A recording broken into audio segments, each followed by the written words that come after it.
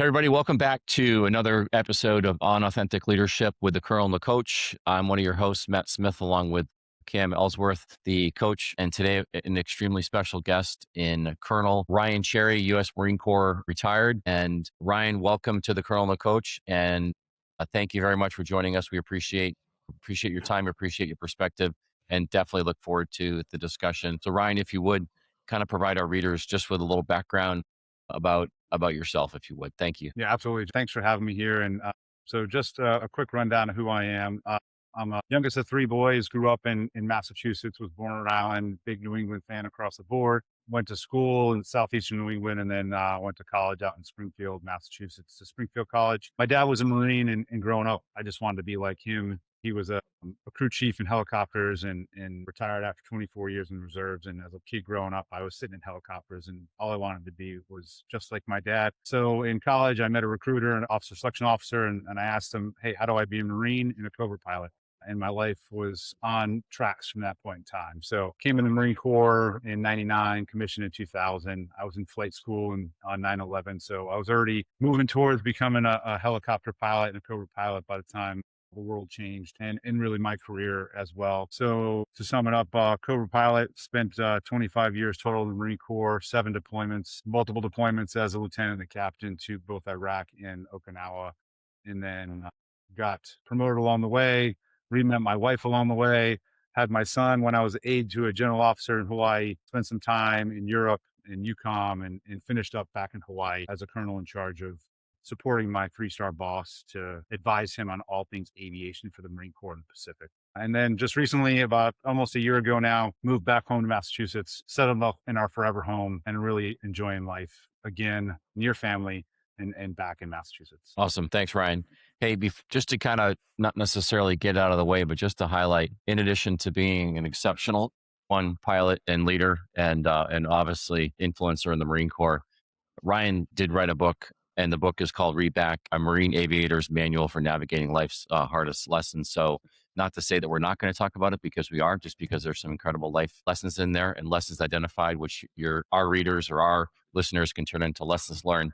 But just if folks, for context, if you've heard the name Colonel Ryan Cherry before and you're going to do some research on him, I highly recommend that you guys take the opportunity to have a look at Readback. So, Cam, do you want to kick it off, or do you want me to kick it off? Yeah, obviously, thank you for your service and extended career. But wondered, obviously, you mentioned your dad, but I don't know that anybody, right, starts out with a recruiter in Springfield, Massachusetts, and then elevates to your level. So, at what point, did you see, or maybe could you point out where you started to see people really changing your life on the leadership side, where you were like, hey, I want to do that. I want to help that next person.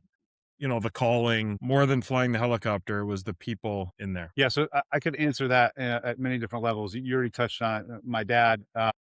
He was a very driven man, enlisted in the Marine Corps during Vietnam when he couldn't pay for college, and then worked his way up to become a vice president for Johnson & Johnson. And along the way, one of not just being a Marine, but one of his key points in life was to try to help other people and really bring people up from where they are to the next level. I also have a mother who is one of the most caring people we ever meet, and she'll go out of her way to help just about anyone. So just from the very beginning of my life, as the core of me, I had 2 examples of people who want to help and want to lead. And then I think most people, as you get into the military or in any way of life, you're at the bottom of the ladder and you're looking up and you're seeing the people who are doing the things that you want to do, and also maybe doing the things that you don't want to be doing. You're learning the lessons from the good, and you're also taking away the lessons from the bad. But I was fortunate in flight school and in the first squadron I was in to have some really good leaders who represented the person that I wanted to emulate and become. And so those were the ones who started to continue me on the military path of being the person that was looking to help others. And then as I got my legs underneath me as a pilot and became an instructor and started leading, I knew that there were some others out there that maybe weren't the best at what they're doing, not just tactically or the skills of flying, but also trying to help the people around them, specifically the junior officers, to become something better. And that's not to say that I wasn't hard on them or driving them or pushing them to be something that maybe they didn't think they could be. And there may be some out there that maybe thought I was a little bit harder than I needed to be at times, but it was always for a purpose. And it was always try to make them be the best they could be, because in my line of work, in a Cobra, we don't carry people, we don't carry things, we shoot things. And when you shoot, you own every piece of ordnance that comes off your aircraft. And if you do it wrong, the wrong people die, and you have to own that. So the people who are flying those aircraft have to be experts in every way. So there's a buildup of who I was and who I wanted to be. And then as I progressed in my career, I try to keep that same mentality, learning from new leaders at different levels, but always trying to take the people around me and make them better. And also to try to ensure that the success of whatever it was that I was a part of, I knew it wasn't me. It was the team around me. It was the people that were working together to make it better, to ensure that I put those people who were doing the good work and doing the majority of the work in front of those who would recognize them as the ones who were doing it, because I didn't need to be seen as being the successful person that I was. I knew I was doing well, and I wanted to bring all the rest of the people around me in front of the leadership to make sure that they get to take the same path I had been fortunate enough to go down, and ensure that the people who are making the decisions in careers can bring the people who supported me further in their careers as well. Outstanding. Thank you. Hey, Ryan, if you could give a perspective on like, so you came into the Marine Corps, early in the 2000s, you got out in the 2020s, if you will, and arguably that's at least a generation of Marines, of folks who are serving our nation and stuff like that. But just from a human perspective, if someone was listening to this podcast, what would you want them to know? Do you see a difference between when you first came in to what you saw when you got out? As a colonel, or, is it pretty much the same? And then sort of the second part to that is just what advice would you give to someone who's just trying to make right in the world and just trying to be the best version of themselves? So it's a bit of a difficult question, because there are some flavors as far as we want to talk about when I came in the Marine Corps to when I was getting out, as far as the personalities. And although the world around has changed, and although some generational things are different between each, specifically for the Marine Corps, those that choose to become Marines are a type of personality that are going to carry the water no matter what generation you're from or what decade you're serving.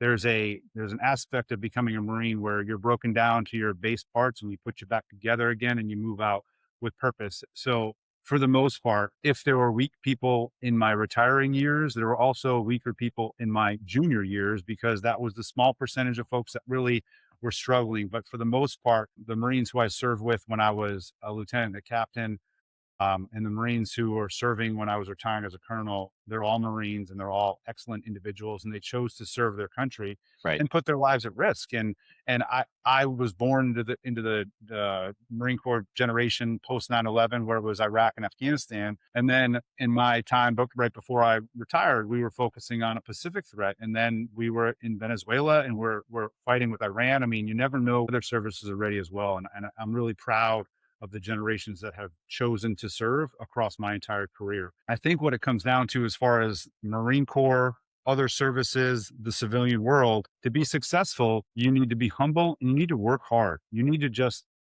put your nose to the grindstone and just work and get better and always learn from other people. You have to be willing to work hard. And there's going to be some times when you're working really hard and the people around you may not be working as hard as you. And there's some times in my career, even when I was surrounded by great Marines, you do a bad job really well, and you get rewarded with another difficult job and another difficult job. And you find yourself sometimes being frustrated, because when you do really well, the people around you above a beam and below are going to look to you to do that, right? And that's how you find success. And you might be frustrated sometimes, but working hard, even during the bad jobs, is really important to finding success and building a team around you. Awesome. You brought up a couple things, and again, I want to think more on the whether it's your deployments.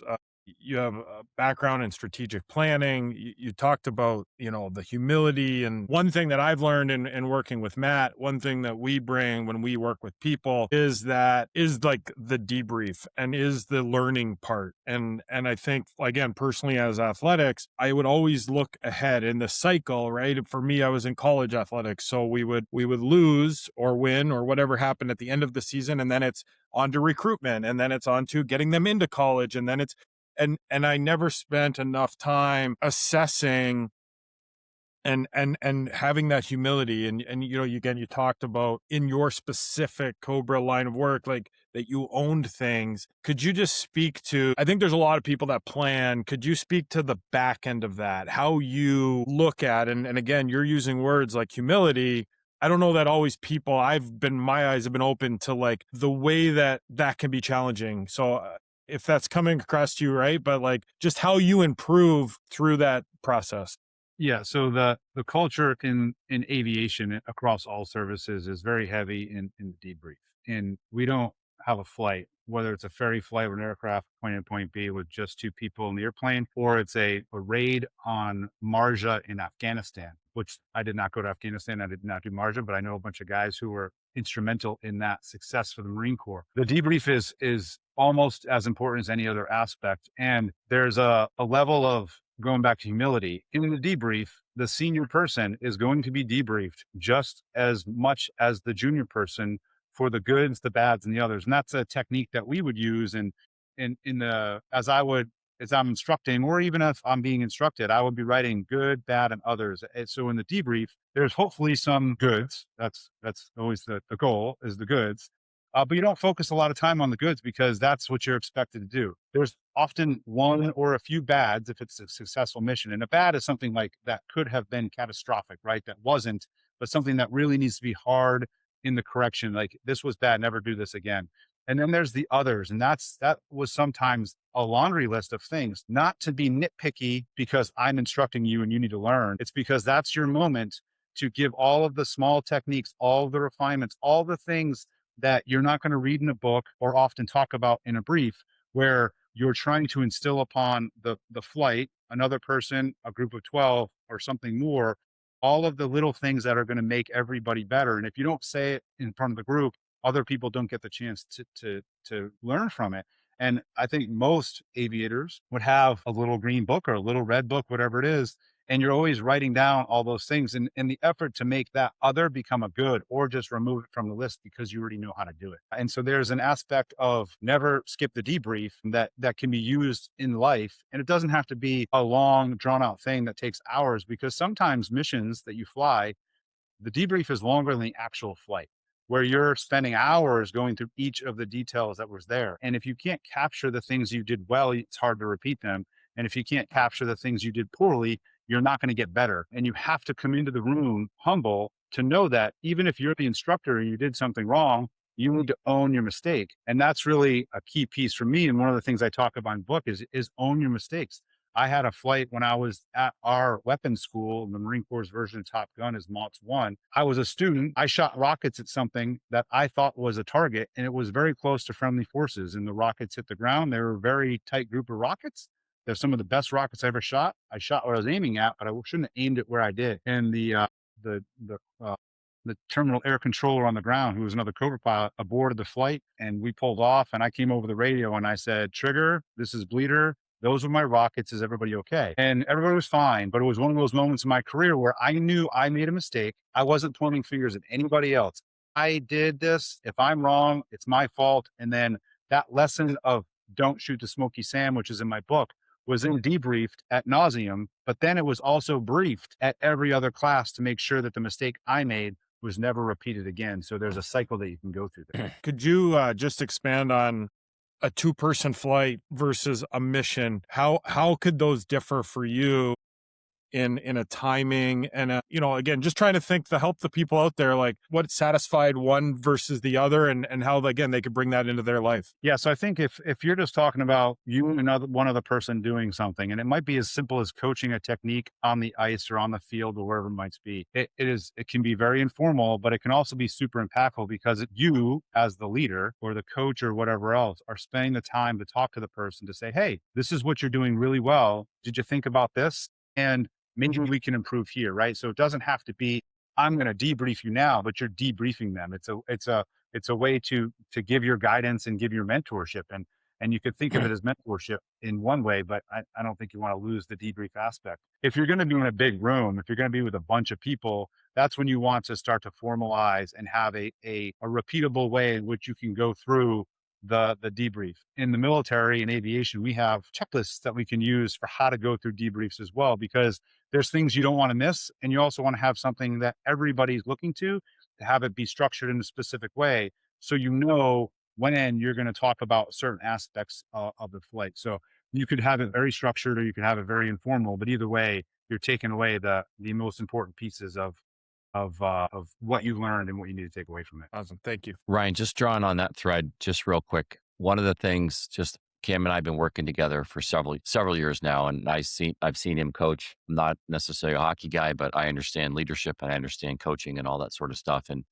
And I always found that the way in which Cam coached was not toxic. It was in such a way that you wanted to receive the instruction, you wanted to get better and all that sort of stuff. And ultimately you didn't necessarily want to let the coach down and you didn't want to let the team down. And although I have not known you as long as I've known Cam, I can tell just from your tone and just from your book and from how you carry yourself, you're someone that people want to listen to, and how you deliver your message is arguably as important as the message in which you're delivering. Because some folks can hear, on Z pilot, they can hear Marine, they can hear all that sort of stuff. And there's an automatic thing that comes to your mind. There's an impression that this person carries themselves a certain way, has tattoos and all that sort of stuff. And it's raw and all that sort of stuff, which like you said, there might be a time and a place for that. But if you try to carry yourself like that for 25 years, you might not make it to 25 years, right? So, and I think that we're at a point in life today with what's going on in the world that relationships matter. So first, I don't have any tattoos. I'm sorry to disappoint. I mean, I don't even have the Eagle Global Anchor tattoo on my. Thanks for doing the podcast. We're done. We're putting it right now. Just kidding.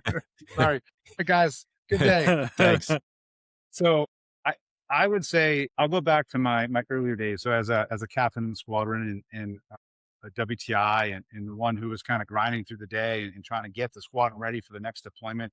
Right. I did 5 deployments in 6 years when I was in my first squadron. So we were on a conveyor belt of deploying, and every time you came back, many people would leave. You get new people. Some were brand new, some were experienced. Others had been experienced, but they went away for a long time. And you got to get them ready to go. And I 6 years, I think, was about a year too long. And so I will admit I was starting to get a little rough around the edges. I was getting a little prickly when I was very direct. I was being direct for a purpose. I was getting the people who needed to be where they needed to be to where they needed to be. And sometimes I wasn't able to nuance my messaging as a captain. I got really good advice from one of my bosses at one point in time. He became my commanding officer when I was a major. His call sign is Ninja, and he's a man who I absolutely love. When I was a captain, I was a fire breathing captain. I was just running through walls and I was at full speed all the time. And this was like my 5.5, 6 year in the squadron. And he's like, "Hey, Ryan, like you're really good at what you're doing right now and you're right where you need to be, but you need to figure out when you get promoted, how you're going to do this, because you can't be this person when you're a major. You need to mature into something more because you can't continue with this energy and lead at the next level." And that hit me like a train. It floored me because, to be honest, as a captain, I never thought I would be a major and I didn't really want to be one because I had a perspective of field grade officers that was different than what it really was, just because of the world we live in. But I wasn't thinking to being a major, lieutenant colonel, or colonel. I was thinking about getting my job done. And so I talk about it as a way of rounding your edges, right? Or have a sword and you have a sheath. When the sword is in the sheath, it's a blunt object you can use to do whatever you need to do. Sometimes you need to pull the sword out because you need to have sharp edges, but have the ability to round your edges. So when you are dealing at the next level as a next level of echelon of command or whatever else, you have to change the way you communicate and you have to change the way you lead, because if a lieutenant colonel is acting the way I did as a captain, I might be making the rest of my unit act like me. And I don't need a bunch of me's running around. I need them to do their job in their place at the right time. So there's an aspect of how to lead, but I'll also say it's important to be loyal to your people. And so for me, loyalty to my people is doing the best job I can on a daily basis, but it's also standing in front of them when something goes wrong. And so I use a term, it's really I, we, they is a phrases that I like to use. If I make a mistake and I'm standing in front of my bosses, I is the word I use. I made the mistake, I'm going to fix it. If I have a team that made a mistake and somewhere way down the line did something that was catastrophic to the team's success, I will stand in front of my boss and say, we made a mistake, but that still includes me. And I'll never point down at anybody else, because as the leader, I own the mistake. So I for me, we for us, and then all the success that we have, it's they. It's not me, it's not I, it's not we, it's they. They're the ones who created the successful situation that got us where we need to be. And so if you can do I, we, and they as your way of owning mistakes and owning success, and you do it in front of them where they can hear that you are owning the mistakes and giving praise to the people who deserve it, then that will allow them to rally around you and to stand up in front of other people for their own way that they're succeeding. And now as a leadership point, if it's a we, like my team made a mistake in front of my boss, it's we. When the boss leaves and I'm now the boss, I'm going to turn around. I'm going to solve the problem. It doesn't mean that I'm pretending it didn't happen. I'll turn back around and we are going to fix the problem, right? And there'll be accountability for what needs to happen, but I don't need to air anybody else out because really, if I'm in charge and a mistake happens, it's my fault, right? I'm in charge and I will own the mistake and then I will correct it later. But that's it. That's a good way to find your way through the world of leadership and debriefs, because this all comes back to debriefs as well, to ensure that your team knows that you are going to do what's right and you're going to stand up for them and or take responsibility for their actions and give them the praise they're deserving when the time is right. That's awesome. Yeah. And is that trademarked, or can Cam and Yeah, I we're use gonna that steal in that. our Is that all right? business model? So you can use it all you like. A lot of what I've done in my life and a lot of what's in my book are things I've learned from other people. I Yeah. will say that I, woo, they construct is my own. Nobody handed that to me. Yeah. But I think it's really good for anybody to use, because you have to be willing to stand up in front of Sure. whoever it is you're responsible to and take responsibility. Right. Now, a cautionary tale, when you do that, you might get shot, right? Yeah. Like that, like by standing up and taking those hits, you're owning whatever the outcome is. And it may be your last day towards whatever the promotion you were going to get in the future would be. That might end your career because it was a big enough event that someone needs to pay a consequence. And if you're in charge, that's you, brother. Like, you're the one who needs to own the mistake. Sure. So it's not like this isn't a fairy tale story. And there are some out there that might be doing this, right? Yeah. It wasn't me, it was somebody else, and playing the blame game. Right. Sometimes those people are rewarded, sometimes they're not. That's not me. And I couldn't live with myself ever trying to pass the blame onto somebody else. If it was under my watch, it's my fault and I'll live or die by it. I appreciate that, Ryan. And I think that, I saw Cam do that a million and one different times. And I'd like to think that I took that same approach. I took that same approach as well. But the words that I'm hearing just that immediately come to mind is, you are the way that you are, and you're explaining the things the way that you are because you have like the humility to recognize where you are in that sort of a situation. But I also think that there's an integrity aspect to what you're talking about too. And that's something that, I don't know, foundationally, that whatever organization you're part of, whether it's an athletic organization, military, civilian, or other, integrity has to be part of that from a core value perspective. It has to be within there, because if you don't, then all those words that you just said, they don't matter. It just doesn't come to be. So no, that was fantastic. Thank you. I think you guys in a military construct, it maybe becomes celebrated more when the people that are not leading with integrity, or maybe aren't authentic or doing whatever, are promoted, right? I see a lot of people, and whether it's our line of work, whether it's my time, I think I was guilty of it at times, like, spending energy on things that they can't control, right? Like, I can't control if that person gets, but in your world, if you just said it, like, you're out there, you have I, we, they, you're trying to be this inspirational, this authentic, this accountable leader. And then maybe someone isn't up to that snuff and then gets promoted. Is there any advice you could just give to Joe Public right now, that, again, we're all fascinated with each other, how you can kind of wash your own laundry and try to not worry about that stuff around you? Yeah, I think your last part is probably the most important. You have to let it go and just move on. There's a few instances in my career where I can think of people who were more interested in their own success than the rest of the team. And it's not to say they weren't successful, they weren't good, but they were selfish in what they're doing, right? And I couldn't allow myself to focus on them or call them out. It wasn't my position to call out anybody else's way up and down a leadership chain, because if they succeed that way, that's fine. And that's not to say that I was the best at everything I ever did. I made mistakes. I could have done better in a lot of ways. And I debrief myself on the things that I wish I had done differently. So it's not to say that I'm perfect, but the key piece would be that if somebody else that is your peer or above is acting that way, you just got to let it go and not even focus on it for a day after the moment you realize it. If they get the promotion and you don't, that sucks. Move on. If it's somebody within your organization, it's someone you're leading, that's a different story. And that's when I think a one-on-one debrief, and maybe start out pretty gentle and be like, hey, listen, like, it seems like you're doing an X, Y, Z, or you're not taking accountability. Well, it'd be great if they own it, but some people will continue to be like, I don't do that. They're pointing, it was him, right? And so that's Yeah, but at that point in time, you're trying to make them better and maybe plant a seed, right? You'll have a conversation, you plant the seed. Maybe they don't hear it in that conversation or a week later, but maybe 2 years down the road, that voice that is yours inside their head, they're like, oh, wait a minute. Or they maybe see somebody else doing it. So it's not rampant in the Marine Corps. It's not something that is in our culture, but it happens across all organizations. And it's not worth your time if it's somebody outside of your sphere. And if it is somebody inside your sphere, then take the time to try to maybe not call them out for what they're doing, but talk about what you do and how you own your mistakes and see if they want to follow your lead.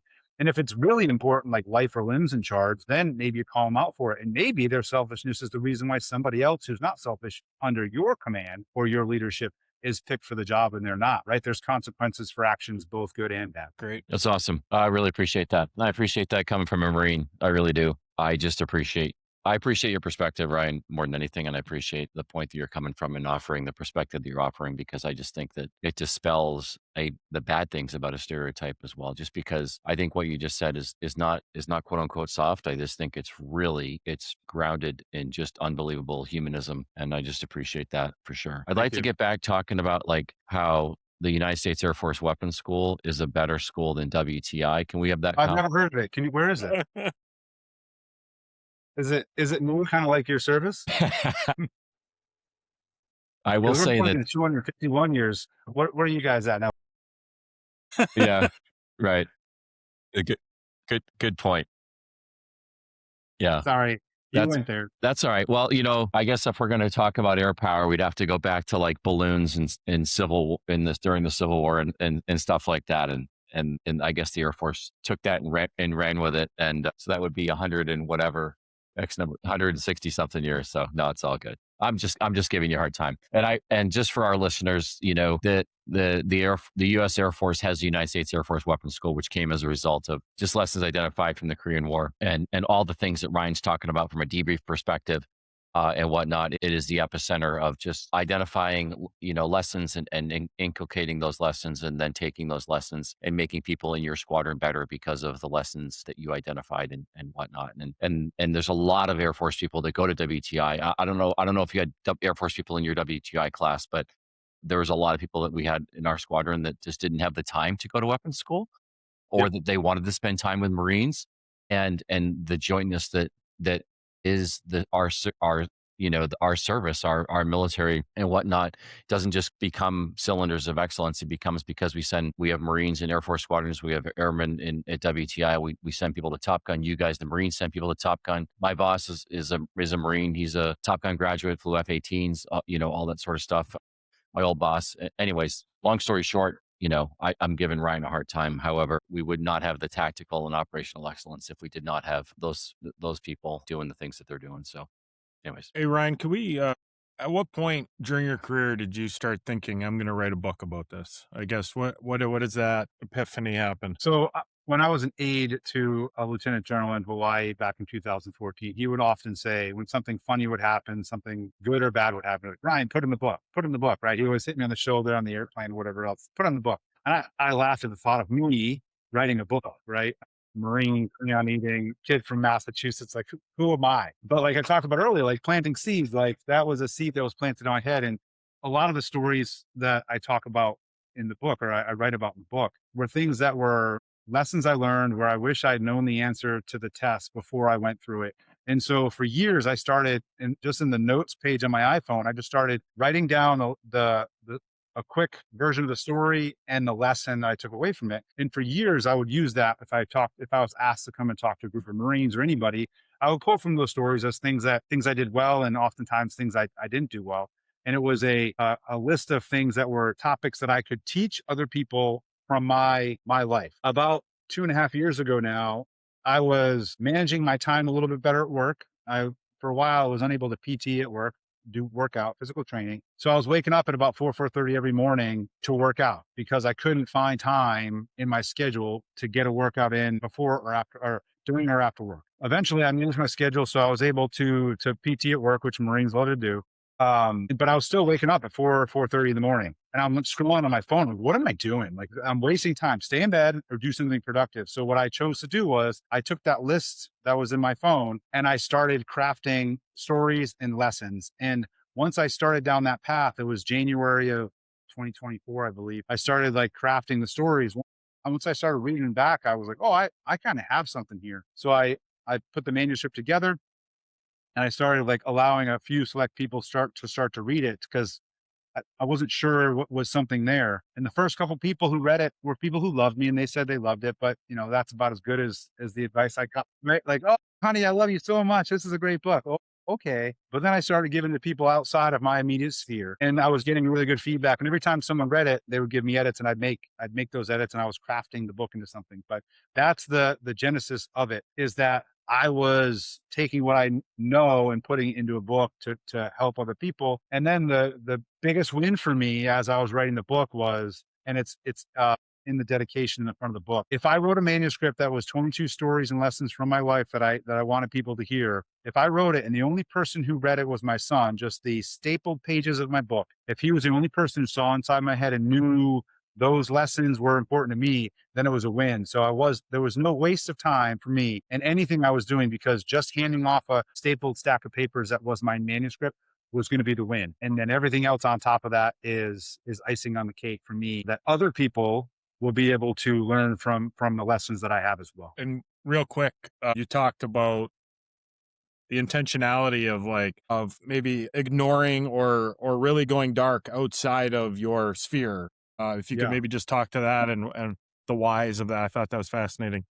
Yeah, so I consume a lot of books. I listen to a lot of audiobooks and read some as well. I read more now that I'm an author than I read with my eye. But I consume a lot of books. But as I started writing Readback, I was worried that if I started continue to kind of do research of other books in this genre, that I would start to copycat anybody. And I didn't want to be, I wanted to be genuinely myself, good or bad, like it doesn't get published bad, or good, like it's something unique and different. So I kind of put blinders on and I stopped listening to and stopped reading all books that are somewhere along the lines of what Readback became. And it was really helpful to me because I think my voice comes through in the book very well. Some people who know me really well outside of my family who read it, they're like, it felt like you were in the room talking to me. And that's a huge win for me, not just in my ability to write, but also to get through the editing process where other people come in and help you take your manuscript and make it right for publication, that I was able to maintain my voice. But really, it's to get away from other people's techniques and ways of writing leadership type books was important to me, because I didn't want to, nobody, I don't think would ever call me out for copycatting. But in my heart, I didn't want to have what I was doing be trying to be like anybody else. That's awesome. Very intentional. Ryan, just, if you have a leadership philosophy, just like that's kind of where this question comes from. Maybe we can have a conversation with that. But, and Cam's unfortunately heard this multiple times, but just my own leadership philosophy is to lead from where you fall in, listen to understand, and leave a legacy of excellence. And there's multiple sections within your book where you have the humility to sort of mentor other people and to just influence them to do the things that led you to making a mistake and all that sort of stuff. But, whether it was you as a commanding officer, whether it was you as a WTI instructor, whether it was your time in Iraq or all that sort of stuff, or maybe it was just other experiences. Can you just talk about how to create like little Ryan Cherries or little bleeders or little folks out there, because you knew that if you did that, you would be leaving your legacy in some way, shape, or form. And not to say that it's about you, but you knew that what you were doing was the right thing for for the Marine Corps, for our country, for the service that you provided. Yeah, so I think to go on the line to the end of your question of like how to help people be better or like me, and if for anybody who will read the book, that I'm very self-critical in a lot of ways. I'm in my early years, and I was very vulnerable, and times when I was writing, I was questioning myself, like, should I be this open and vulnerable? And the reason for that was because I'm trying to tell people that no matter who you're looking at, how big, not that I'm big or mean, but a Marine Cobra pilot, everybody has scars and everybody has insecurities.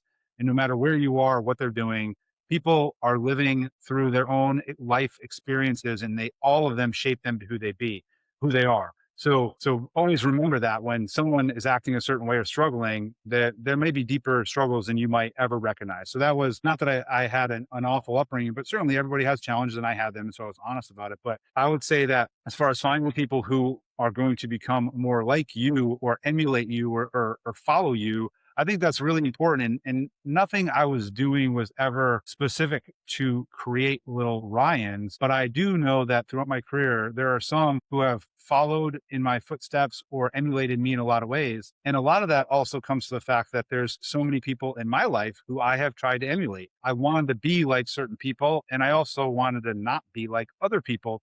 But most importantly, there's a handful or more of people who, when I think of what I should do, I think of them and what they did and how can I do that as well. And I think it comes back around to, if you're the person who is going to be the I, we, they person, if you're the person who's going to stand up for them, or when something gets difficult and someone needs to take action, that you're going to be the one who takes action on their part. They are going to emulate you and try to be the same person you are in those instances. And then you're adding tools to their kit for them to be successful in life. So I think the way I would capture how I try to lead others to be more like me is because I was pulling from the people who I wanted to be like. I love that. And I'll just say that just throughout your book, the one thing that I noticed is just that vulnerability piece. And I think that just today, culturally, I think there's a lot of folks that struggle, and I'm not just sharpshooting America, struggle with being vulnerable for the sense of just becoming a better person, a better unit, a better organization, a better team, a better culture within whatever you're a part of and stuff like that.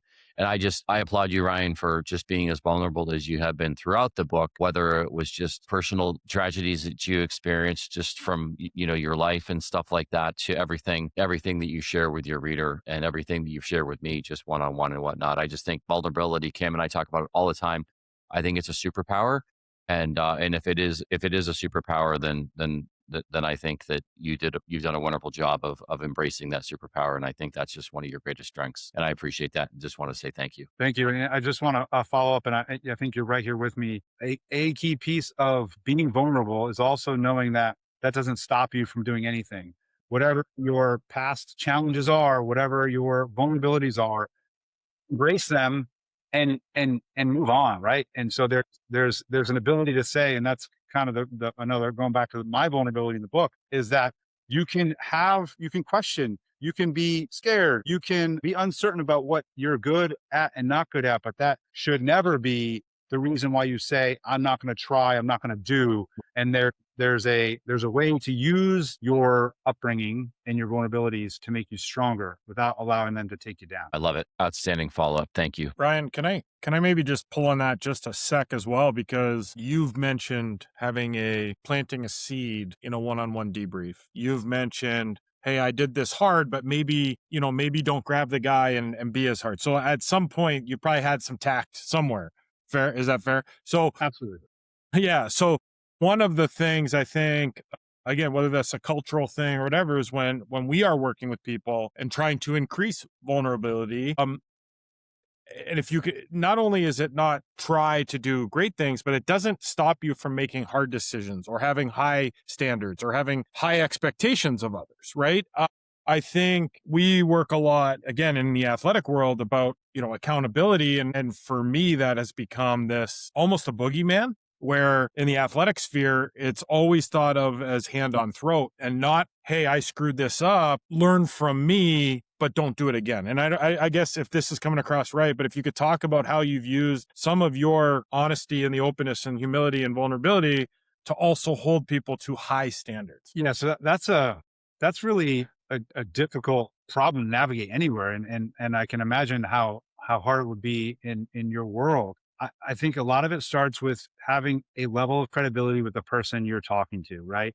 If you're coming cold and that person doesn't know you, I think you fall flat immediately. But if you have demonstrated that you are out there for them, you are the person that is only trying to make them better, you will take accountability for your actions and the actions of others. If you've established a relationship or just a professional ability to do those things, you might find yourself in a situation where you can have that conversation. But that's just the start, right? And then it's the person and it's how you talk to them.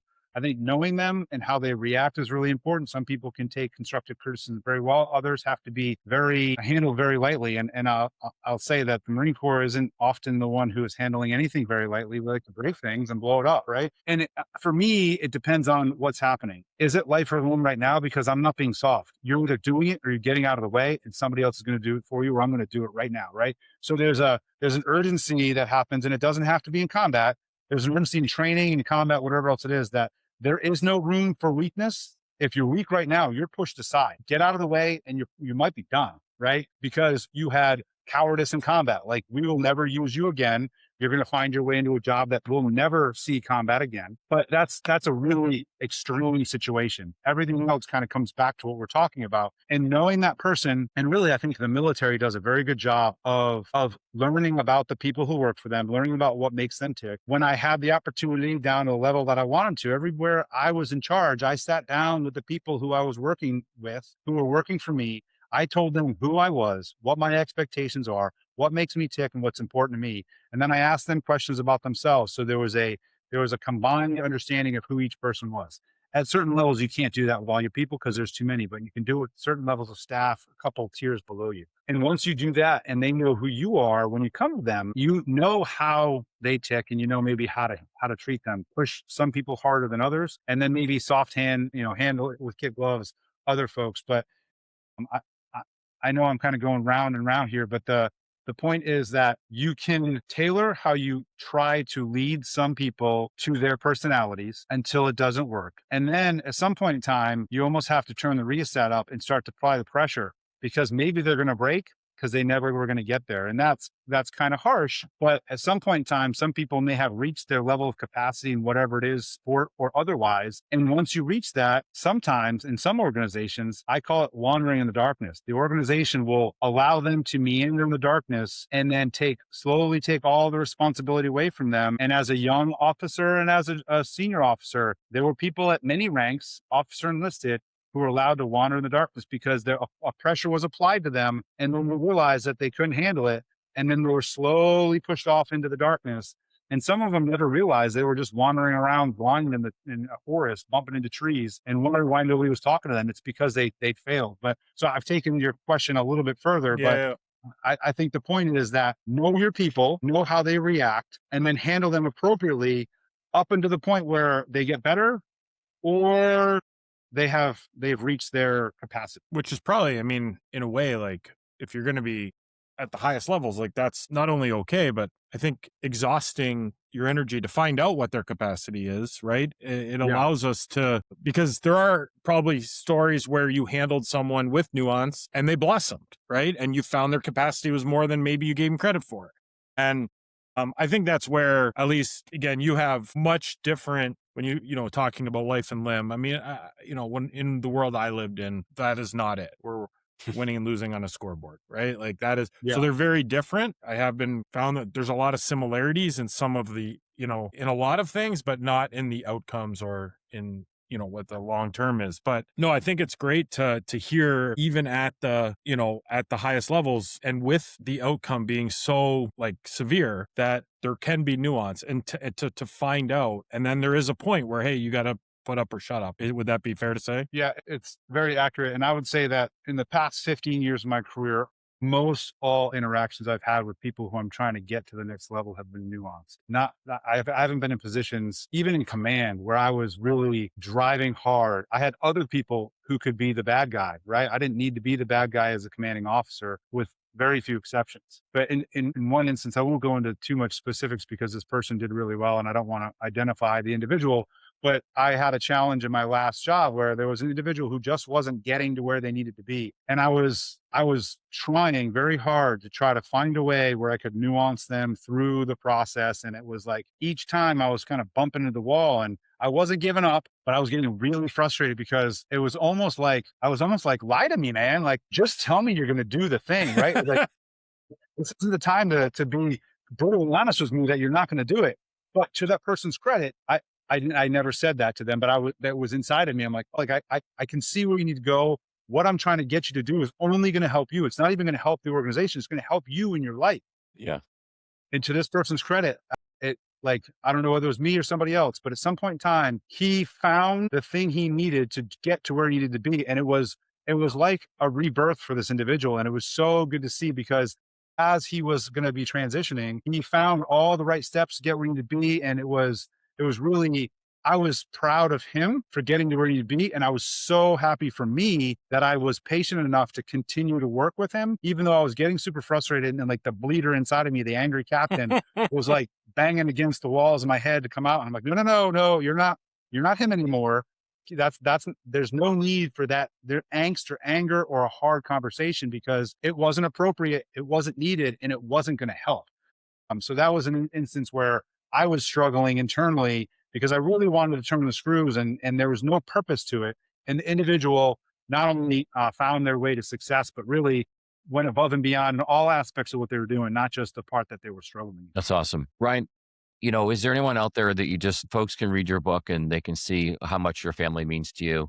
And you've had a lot of mentors along the way. And in fact, just for our listeners, one of my dear friends from my Air Force time, Lieutenant General, Lance Spike Landrum, who then Colonel Cherry had an opportunity to work with, is the one that connected Ryan and I together. And I'm better for it, for sure. The fact that he has New England roots and we share a lot more in common than just our service together in the military is just a massive bonus. But Ryan, is there anyone that you wanted to kind of give a shout out to from your perspective? And you can take as much time as you want. I'll keep this one really close to home, and it's going to be 4 people. It's my parents, my wife, and my son. So my parents are amazing people. My dad passed in 2019, but like I said, he was a Marine who set the example for me of who I wanted to be. And when I talk about him in my book, I talk about him giving me my sharp edges and being able to like just go and do, right. And so he was in Vietnam and did very well in the outside world and in the private sector.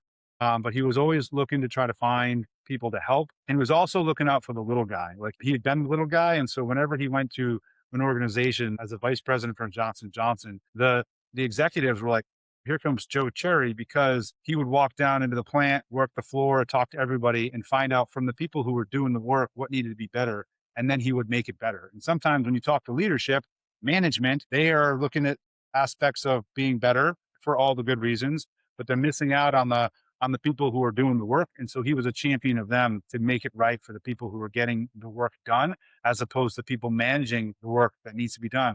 And both are equally important. So my dad, he was the sharp edges of the sword. My mom, she was the sheath. She was the loving personality who rounded me out and allowed me to have the sharp captain edges and then the softer Ryan edges of being able to mature in life and not come at every problem full speed. And sometimes I still go full speed, but that's only in rare occasion when it needs to be done. And I'm choosing to, as opposed to just running through walls for no purpose other than just to run really fast into the wall. And there's someone inside my head who wants to do that all the time. But that might be for the VA, not for right now. However, she was hard. She took care of us. If discipline needed to happen, she did it. She was no pushover, but she was the one who taught me how to love other people in a way that is unique to her. My wife and I, we met at Springfield College. She paid no attention to me because she had a boyfriend the whole time. So we met again 6 years later. And since we've been together, she's been my absolute everything. She's a chiropractor who's a professional and had to start anew everywhere we went, and did it with a smile on her face, did it with love for me and my family and for everybody that was in our sphere wherever we went. I sometimes joke around that when we lived in Europe, in Germany during COVID. So think about like trying to go to restaurants during COVID. When we moved from Germany, my wife is such an amazing person. There was a sushi place near Stuttgart we would go to. When we left from Germany, the Japanese people who owned the sushi place, who barely spoke German or English, were crying that my wife was no longer going to be coming in as a customer because she's just that amazing a person. That's just one example of who she is. But she's been with me and supported me and been my rock along the way. And the last person will be my son, Joey. We were trying to have him for years. Took us lots of in vitro fertilization and medicine and money to get to him. And we finally did. And then I reference a little bit in my book, but my son was a perfectly healthy pregnancy. But when he was born, he wasn't breathing. He had no heartbeat. And essentially he was born dead. And they brought him back to life in front of me. When I looked over and my wife was having issues post delivery, he was being brought back to life. And then doctors told us he would never walk. He would never talk. He would never get out of diapers. He would be severely disabled his whole life. And even when I was swearing at the doctors at the wonderful hospital that was keeping him alive, asking them to give me a silver lining, like there's hope here, they wouldn't. But God had a plan for him, and he's perfectly able and happy and healthy. And you would never know unless you heard a story about him that he started off life in a way that is catastrophic for his future and the life that we wanted for him. And he is happy and healthy, and he loves everybody in the family. And he also has a little bit of the bleeder inside of him where he might run through some walls too. So we're going to try to get that in the box as we go. But well, he's an amazing kid. I love him to death, and I'm getting a lot of time with him now because for most of his life I was either gone or working, and so I was struggling to find time to spend with him. So I'm in this year I'm spending as much time with him as I possibly can. So I know that was a long answer to your question, but my mom, my dad, my son, those are the four most important people in my life. There are many leaders and people who I could spend hours talking about, but if I'm going to talk about them in the last few minutes of this podcast, it's those people, and they've shaped who I am. And I love spending as much time as possible with at least the three who are still with me. No, that's awesome. And maybe Cam and I can have you on again, and we can have those conversations about just from a military perspective or from a life perspective, the other folks that influenced you and the impact that they had and whatnot. Because I would imagine that there are some folks out there right now that are majors, lieutenant colonels, and rising colonels that probably feel that same way about you. So well, maybe we can have that conversation in the future. Just because you did mention your mom, Cam's got an amazing wife, and Julie, I have an amazing wife in Danny, and then obviously Jenny is amazing to you and stuff like that. But just from a military spouse perspective, I love how you talked about your mom in the way that you just did, but also the fact that she was arguably one of the disciplinarians as well, in how she provided that structure in your family. Because, whether it's a coach or whether it's a military member, that spouse provides just a lot of structure and context that otherwise, if not there, you don't succeed. And so I just thought it was really awesome how you talked about your mom and the perspective that she provided and the discipline and the structure and all that sort of stuff. So I thought that a shout out to moms out there and spouses out there that do what they do to help us succeed in life. So anyways, awesome. Thank you so much for taking the time. This has been fantastic. And again, I know there's a lot of people that are going to find it helpful. Yes. Why don't you just give one more, just plug your book. Yeah. Make sure that is front and center. We'll have it on our as well, but please take that time so that people can get to it. Absolutely. So Readback right here. It is available online right now. You can find it easiest on Amazon. If you're looking for me, RyanCherry.com is my website. You can find me on LinkedIn, Ryan Cherry. And the book is useful to anybody. You could be in the military, you could not be in the military. There are lessons here for kids graduating high school, college, playing sports, whatever it might be. At the end of every chapter in Readback is a Readback portion, and it takes the military speak, the military lesson, and it turns it into a lesson that can be consumed by just about anybody. So I published early May, so I've been published just for a little while. Got a lot of great feedback on it. So if you're interested, you can get it online, you can get it for Kindle. And then we'll see if it's going to come out audiobook sometime in the future. But yeah, I want to hear Ryan Cherry. I want to hear Ryan Cherry read me Readback. That's the request. You're going to hear this golden voice. That's it. That's the request. I listened to it on 1.25 or 1.2, so I want to make sure that it comes clear. I listen to you I'll listen to you real time, Brian, just because I enjoy the authenticity. I'll listen to you at 1.0 and just embrace every minute of it. There you go. Awesome. Thank you, Ryan, very, very much. So much. Ladies and gentlemen, Colonel Ryan Cherry, U.S. Marine Corps, retired. Awesome. Thank you very, very much. Thank you, gentlemen.